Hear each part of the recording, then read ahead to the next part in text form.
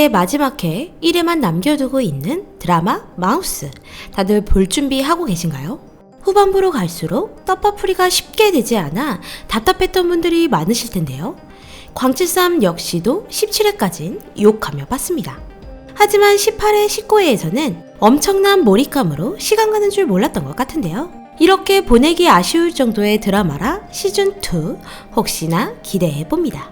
지난해에서는 큰 떡밥들의 해답이 나왔는데요. 지금부터 광칠삼과 함께 떡밥 회수 시간을 가져보도록 하겠습니다. 첫 번째, 왜 성요한은 한서준의 아들로 살았을까입니다. 사이코패스 유전자를 가진 아이를 임신하고 있던 성지은과 간호사. 두 사람은 어느 날 병원에서 유영철이 엄마를 살해하는 장면을 목격합니다.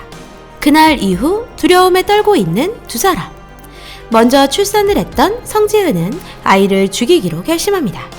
하지만 그녀를 막아선 건 간호사.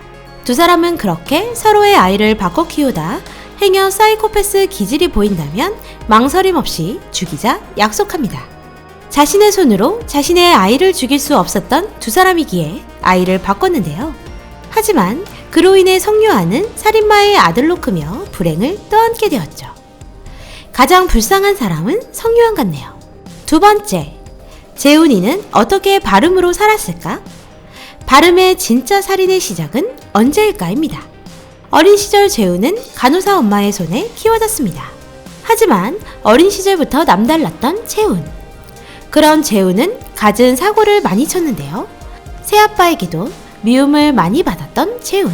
엄마는 어느 날 재훈을 죽이려 합니다. 아마도 성지은과의 약속 때문이겠죠? 사이코패스 기질이 있던 재훈을 죽이려는 순간 숨은 조직 OZ의 요원 송수원에게 죽게 됩니다.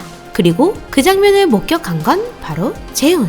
부모님이 모두 죽고 OZ의 요원이었던 현재 재훈의 이모로 알려져 있는 분이 재훈을 찾아와 데려갑니다. 이름을 정발음으로 바꿔주며 아예 신분 세탁까지 해버리는 OZ 요원 이모. 그렇게 재훈은 정발음이 되었습니다. 엄마가 죽으며 재훈에게 마지막으로 남긴 말이 있습니다. 착하고 바르게 커야 한다, 내 새끼.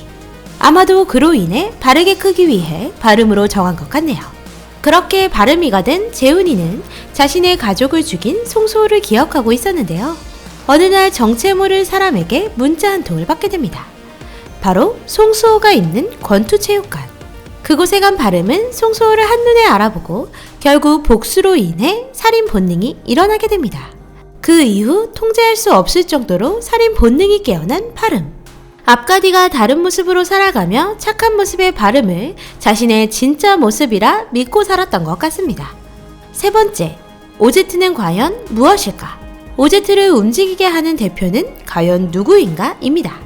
유전자 검사로 사이코패스를 알아차릴 수 있도록 해놓은 데니얼. 데니얼의 실험 결과로 인해 태어나기 전부터 정부의 실험체가 되어버린 성요한과 정발음.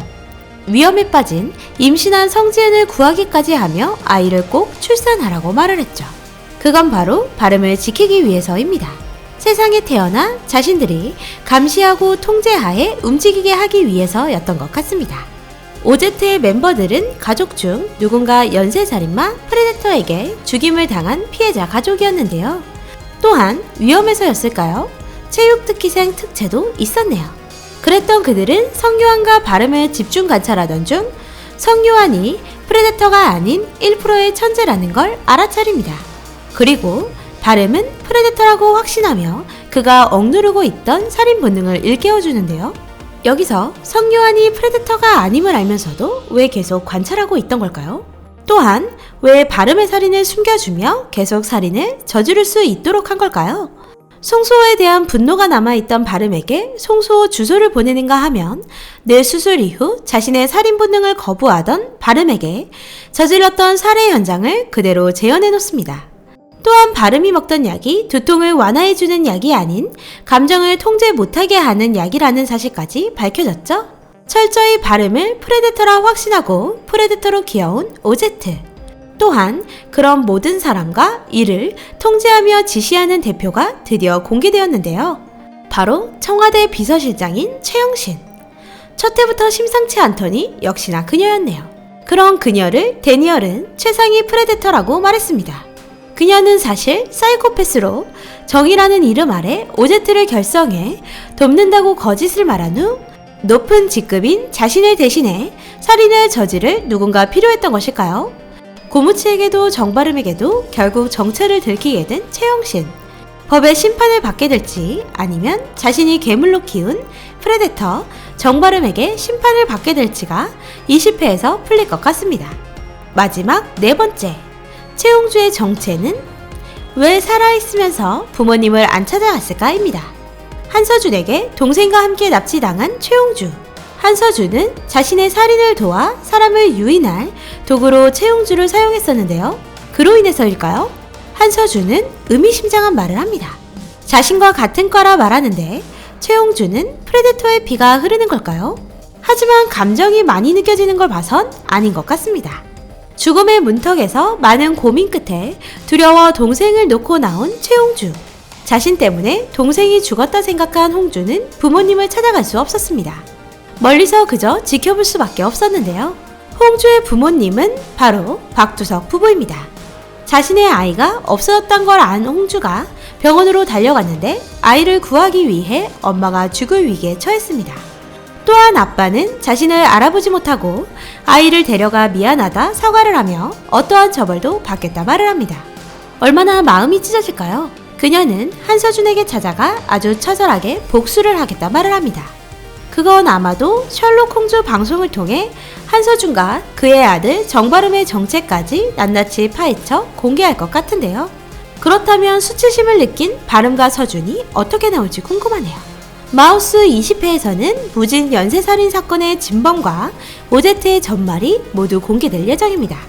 최영신의 정체를 알게 된 고무치와 경찰의 총력전이 시작되지만 증거 부족으로 결국 내보낼 위기에 처하게 되는데요. 한편 이러한 혼란 속에서도 대통령 선거가 이루어집니다. 최영신이 이러한 일을 벌인 건 과연 무엇 때문일까요? 자신이 원하던 정치적 큰 그림이 있어서일까요?